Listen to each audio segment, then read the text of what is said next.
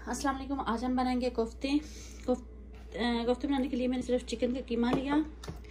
इसमें डालेंगे क्रश मिर्ची, सूखा धनिया, नमक, गरम मसाला, क्रश की हुई सब्ज़ मिर्ची और क्रश किया हुआ प्याज। ये मैंने लहसुन रखा है, आप इसमें से आधा अभी डाल लें, आधा आप मसाले में डालेंगे। ये जो चीज़ें हैं प्याज और टमाटर, ये हम जैसे रेगुलर मसाला बनाते हैं वो बनाएंगे और उसके लिए मैं यूज़ करूँगी। और अब हम इसको मिक्स करेंगे और मिक्स करके छोटे छोटे बॉल बना लेते हैं। चलें जी, अब ऐसे करके छोटे छोटे बॉल बना लेंगे।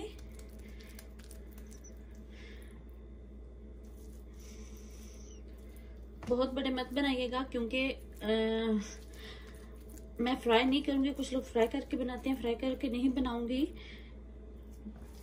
तो ये अंदर तक पकने चाहिए। इससे ये होता है कि ये थोड़े सॉफ्ट बनते हैं। अगर आप फ्राई करके बनाते हैं थोड़े हार्ड बनते हैं। वो आपकी चॉइस है कि आप उनको फ्राई करें या वैसे बनाएं। चलें जी, इसके साथ ही मैं अपना मसाला तैयार करती हूँ। मसाला हम रेगुलर बनाएंगे जैसे हम आम हांडी के लिए यूज़ करते हैं, बनाते हैं। लेकिन मैंने सिर्फ जो प्याज है वो चॉप कर ली है ताकि मसाला इसका बारीक होना चाहिए, प्याज वगैरह कुछ नज़र नहीं आना चाहिए, इसलिए मैंने चॉप कर ली। और साथ में हम अपने बॉल बनाते हैं।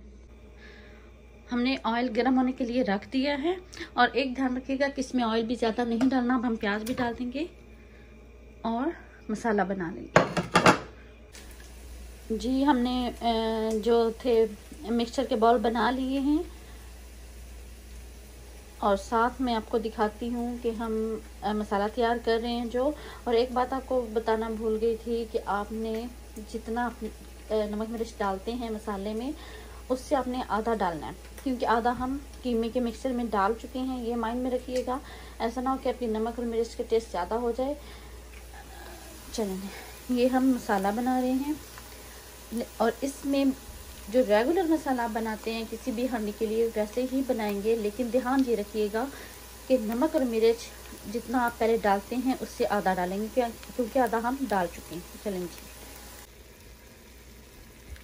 जी, आप देख सकते हैं मसाला नहीं, सिर्फ प्याज और टमाटर का जो मैंने बनाया है मिक्सचर वो है। देख लें कितना बारीक है। आपको इतना ही बारीक चाहिए क्योंकि कोफ्तों में अच्छा नहीं लगता कि ऊपर तैरते हुए प्याज हो या कोई भी मसाले की कोई भी चीज़ आए। आप देख सकते हैं। अब हम इसमें नमक मिर्च डाल के भून के फिर आगे का प्रोसीजर आपको दिखाती हूँ जी। मसाला तकरीबन तैयार हो चुका है।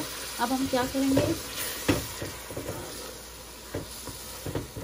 बिल्कुल आंच हल्की कर देंगे।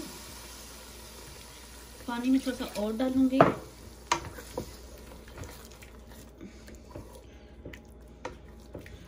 दो मिनट तक इसको पकाएंगे।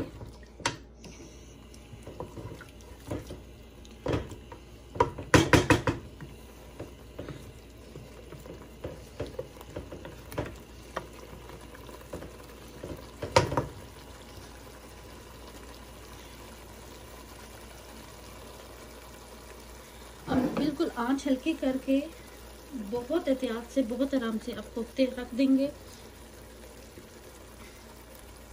आंच बिल्कुल हल्की होनी चाहिए।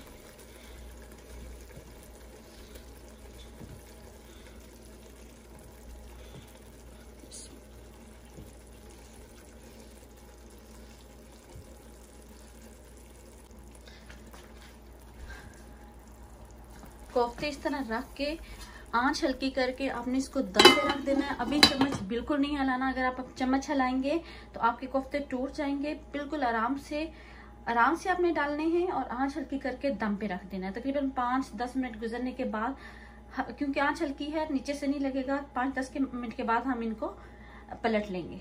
चलो जी, आपने देख लिया। अब हम इसको आराम से एक एक करके फ्लिप करेंगे। ऐसे करके आप सारे फ्लिप करके दोबारा दम दे देंगे, बहुत आराम से कि टूटे नहीं। जी, आप देख सकते हैं कि अब आप जिस तरह चाहें हिला सकते हैं।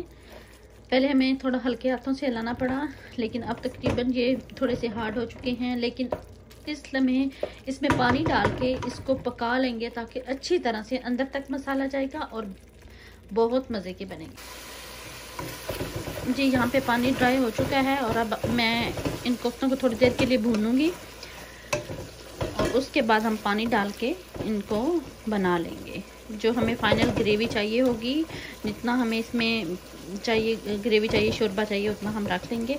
अभी मैं इसमें पानी डाल दूँगी 5 मिनट के बाद और फिर हमारे कोफ्ते तैयार हैं जी। देख सकते हैं कोफ्ते तैयार हैं। इतनी ही ग्रेवी ठीक होती है, इससे ज़्यादा या कम आपके, लेकिन आप पे डिपेंड करता है, आपको जितनी पसंद है आप उतनी रख सकते हैं। चलें जी फ्रेंड्स, नई वीडियो तक के लिए इजाज़त दीजिए। अपना बहुत ज़्यादा ख्याल रखिएगा।